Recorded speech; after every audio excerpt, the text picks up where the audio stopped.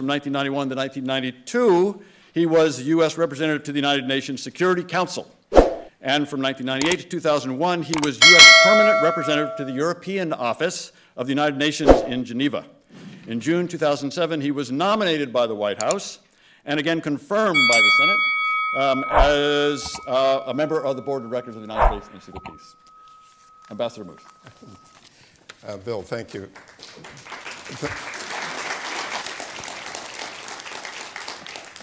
Thank you very much.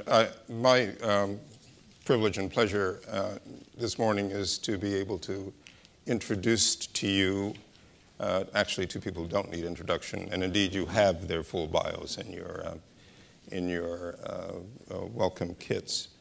But we were delighted when the Secretary General decided last fall to appoint a high-level panel to undertake this comprehensive review of UN peace operations.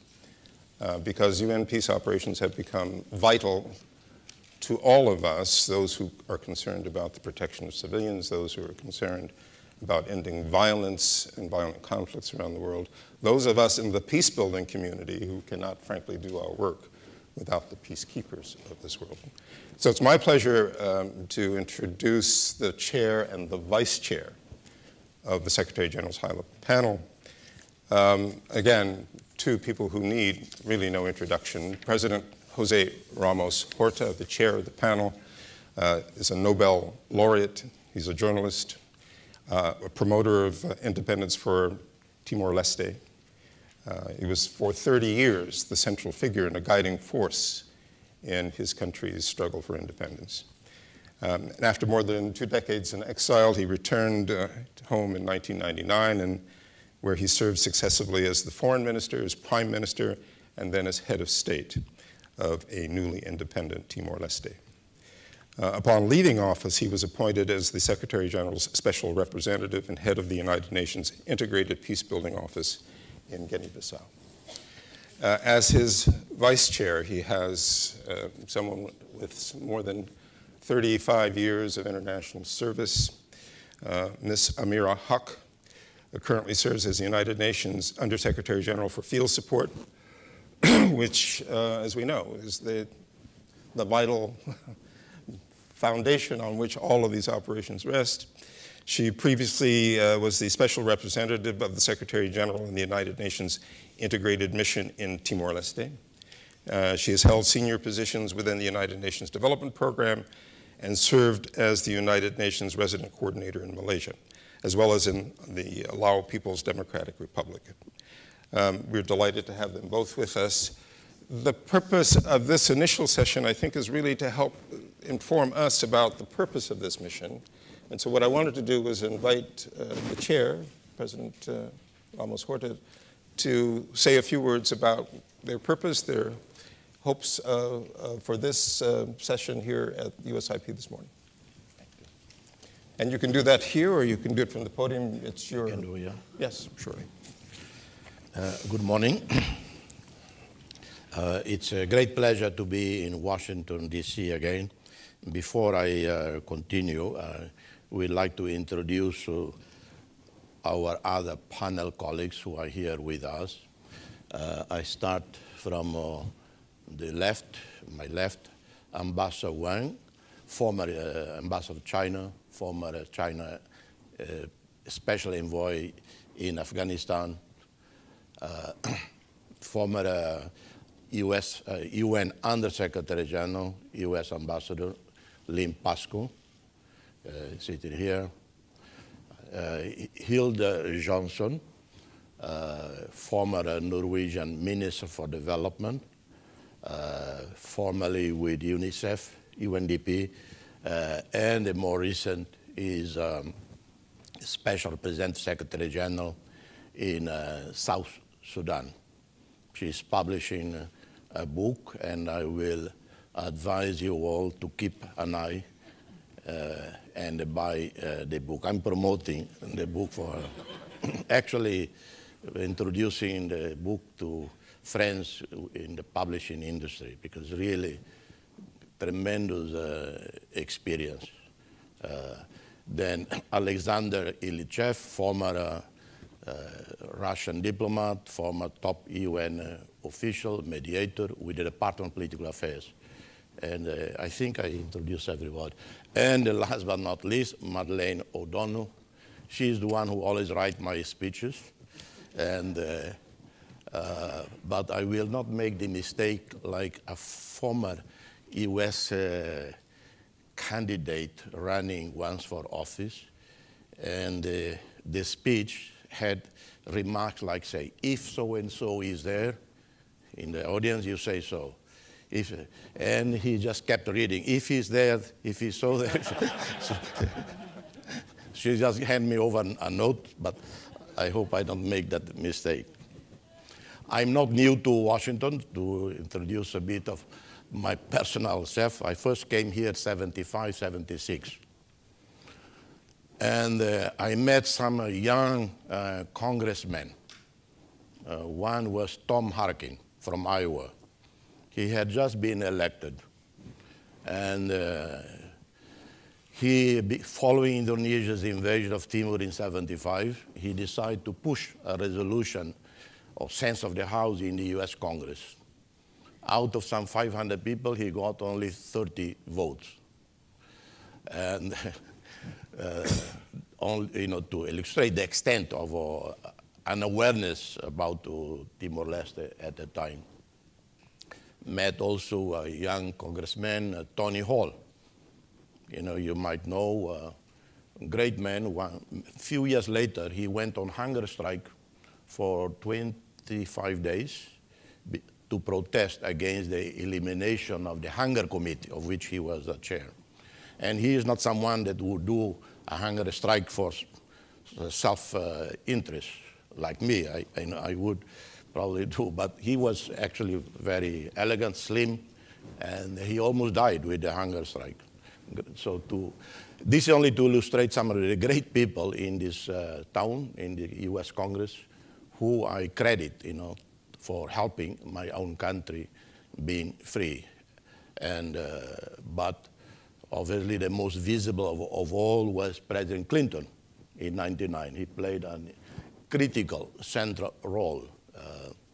In '99, I was here in Washington. I flew to Oakland for the APEC summit. I didn't have money. Some friends here in Washington gathered together $7,000, and I went to Oakland. And arriving in Oakland, I stayed in a very humble guest house called Ponsonby, owned by a New Zealand couple. In the end, after I left, they didn't charge me for my stay. They were sympathetic. And, but arriving there, I got a phone call from the White House, a very, towering voice, deep voice, saying he was the appointment secretary of the President of the United States. And the President would like very much to see me right away. And they understood I was busy. They were watching me on CNN, and said whether I could make the time to come straight to the hotel where President Clinton was staying. With my silly sense of humor, I almost joke. I said, well, I have to check my schedule whether I can. But I thought, don't make any jokes. So I went straight to see President Clinton. And that was the turning point, the decisive of the change of US policies and paved the way for Timor. So I'm very in familiar territory. And if you go to my country, Dili, my street is called Robert Kennedy Boulevard. The street had no name then. When I decided to baptize, the whole Kennedy family contributed. Ethel Kennedy gave me her late husband's bronze bust. Ted Kennedy sent a message. Patrick Kennedy sent a message. So if you go there, you will find a room full of American, but particularly the memorabilia of the 50s. So that's my personal introduction. I have read Samantha Power's speech yesterday in Brussels. I feel a bit intimidated after that speech because it's brilliant. And I would endorse personally, most of what it is argued and said there. I first met Samantha many years ago in Timor. She came for a visit, and she was still with Harvard. And she told me, Jose, I'm going to quit Harvard. I'm going to work for a new US senator. And I said, who is that? And she said, Barack Obama. I said, who is that, Barack Obama? And when you come to Washington, I will introduce you to him. Well, too bad, too soon he became president of the United States, so I didn't meet him as a senator. Only to illustrate the extraordinary changes, in the world since I first came to this country. And I will now move on to my remarks. We are, as a panel appointed by the Secretary General back in October, November. We are 17 members from across the globe with accumulated 600 years of experience in different, like mine, that you know, and some of my colleagues present here, and many others who are not. So we were tasked by the Secretary General in a very, very limited time.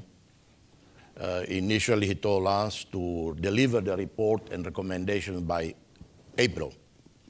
I responded, Ms. Secretary General, you realize we are not all Koreans. The Koreans, they work 7 days a week, 20 hours a day. I'm an islander, and we are very relaxed people. So he gave us 1 extra month. End of this month, we will deliver our report and recommendations. The mandate was to review the peace and security architecture of the UN. Special political missions, which not very known to the general public, because it's more discreet. It does what everybody talk about, preventive diplomacy, mediation. It helps in peace building in countries in transition, sometimes in combination with peacekeeping, while peacekeeping ongoing.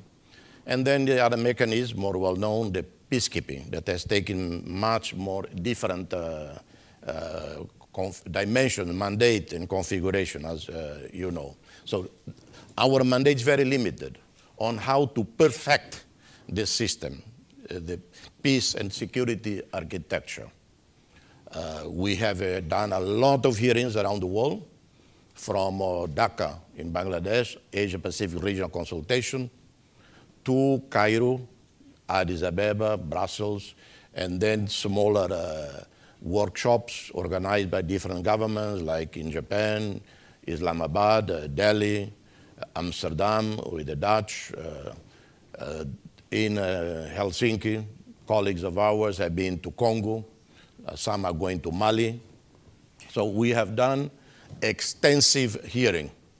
We don't have a particular opinion at the moment, rightly so, because we are gathering your views, and by the next few days we start drafting. By end of May, we deliver our draft to the Secretary General. I would like to thank Ambassador George Moores, Ambassador Bill Taylor, Peter Yo of UN Foundation, Assistant Secretary Crocker, and all of you for honoring us in inviting us here. We know that since the end of the Cold War, the number of violent conflict has fallen dramatically. Many factors contributed to this, but definitely the UN peace operations had a significant contribution in that.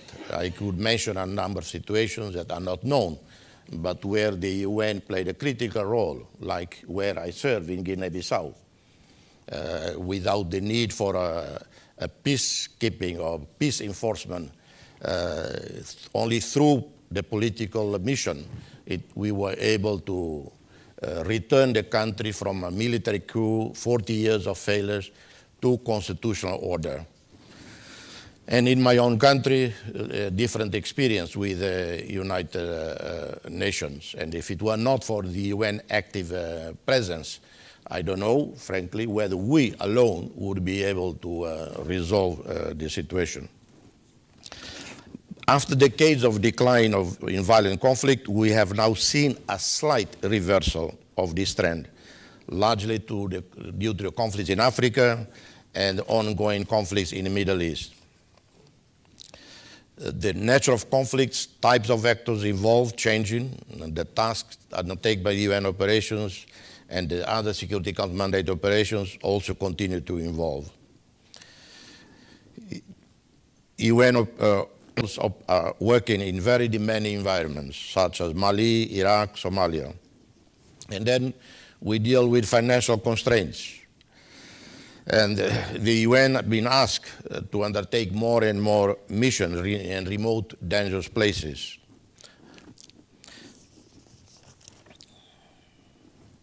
I mentioned already our mandate. We have done numerous consultations so far, and our panel has examined other missions besides the ones I mentioned, Timor Leste, Iraq, Somalia, Mali. In the course of deliberations, and one lesson that emerges is that there is no such thing as a smooth transition from war to peace. Every country had experienced crises that test the will and commitment of parties to peace. They also test the resolve of the United Nations to lead, to act, to deliver. As we walk this path, we had many countries, including the United States, who accompanied us on this path. This is what the United Nations stands for. If it is the means by which we provide a collective response and shoulder collective responsibility for our collective present and future. We have seen a growing gap between those who mandate operations and those who carry them out. These are not the principles upon which the United Nations was founded.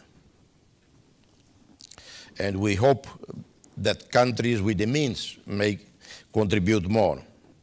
So it's a great pleasure, a privilege to be here with you today. The United States has spent significant effort this year, beginning with the Biden summit on strengthening capabilities available to the United Nations. There is going to be, on the end of this month, a first ever meeting of chiefs of defense staffs from all over the world, meeting in New York.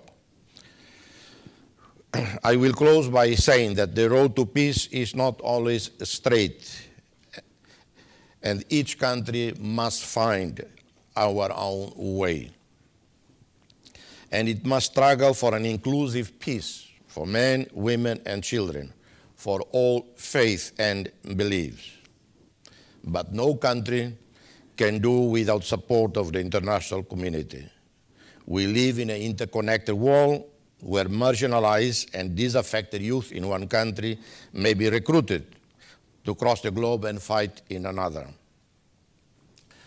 A few weeks ago, I was reading the internet, and I came across an incredible story. It's a heartbreaking story that make me feel, I would say actually, when people speak highly of me or any of adult colleagues, I actually feel small when compared with that little girl.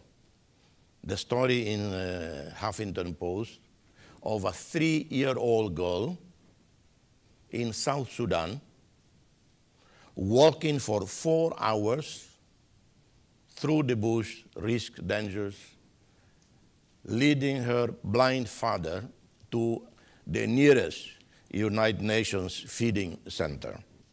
Her name is Nyakhat Pal. She was spotted by a UNICEF registration officer. These are the stories that sometimes when I personally look at the situation in Congo, endless UN presence there, more than $1 billion a year. Or Darfur, more than $1 billion a year, no solution inside. And you ask, shouldn't we use that money for something else? But I said, no, we cannot abandon these extraordinary people on the ground. We cannot abandon Nyakhat Pal. I told some panel colleagues that I do not wish our report to carry my name, because usually it's like called Ibrahimi report. It could end up called Ramos Horta report. No, it's a report of 17 people, so it's not Ramos.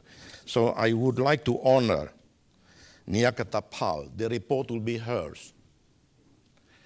And we have to answer to her why we have failed, or whether we can deliver peace to her mother, her brothers and sisters.